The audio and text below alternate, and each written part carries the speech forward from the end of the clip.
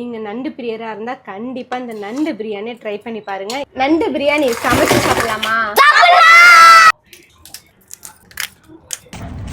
2 spoon தாராளமா நெய், அப்புறம் எண்ணெய், கடல் பாசி, பட்டை, ஏலக்காய், கிராம்பு இதெல்லாம் ஃபர்ஸ்ட் எண்ணெயோட சேர்த்துக்கலாம். 1/2 ஸ்பூன் சோம்பு, நீட்டு வாக்கில் கட் பண்ண வெங்காயம், சீக்கிரம் வதங்க உப்பு, வெங்காயம் ஒரு அளவு வதங்கினோடனே இஞ்சி பூண்டு பேஸ்ட் ஒரு 1/2 ஸ்பூன், மல்லிக்கீரையும் இதோட சேர்த்துக்கலாம். 2 பச்சை மிளகாய், தக்காளி நல்ல பெருசா இருக்கு, ஸோ ஒன்று சேர்த்துக்கிறேன். இதுல காஷ்மீரி சில்லி பவுடர் ஒரு 2 ஸ்பூன், பிரியாணி மசாலா ஒரு 1/2 ஸ்பூன், கிராப் சேர்த்துடலாமா?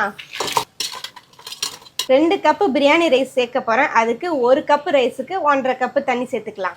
நண்டுங்கிறதுனால ரொம்ப நேரம் கொதிக்க வைக்க வேணாம். பாஸ்மதி ரைஸ் முன்னாடியே ஊற வச்சு வச்சிருக்கேன். இப்போ அதையும் சேர்த்துடலாம். ஃபுல் லெமன் சேர்த்துக்கலாம். இதெல்லாம் மல்லிக்கீரையும் சேர்த்துக்கலாம்.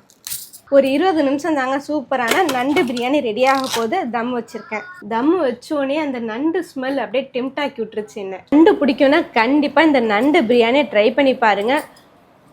நண்டோட ஃப்ளேவர் அப்படியே பிரியாணியில் இறங்கியிருக்கு.